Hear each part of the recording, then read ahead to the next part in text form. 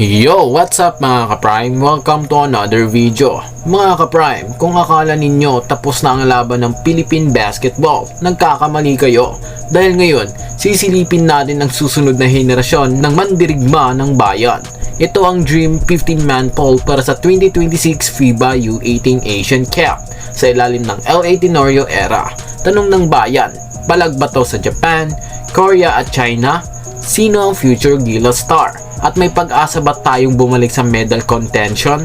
Simulan na natin dahil dito nagsimula ang kinabukasan ng Gilas Pilipinas. Kung gusto mo sa mga gantong content, mag-iwan ng like, share at subscribe at huwag na din kalimutan i-hit yung notification bell below para hindi ka mahuhuli sa mga mainit na balita na katulad nito. Simulan na natin. Hindi biro ang FIBA U18 Asian Cup. Ito ang training ground ng future Gilas seniors. Dito dumaan sina Kai Soto, Dwight Ramos at si Carl Tamayo. At ngayon, may bagong batch na paparating sa ilalim ng Coach LA Tenorio.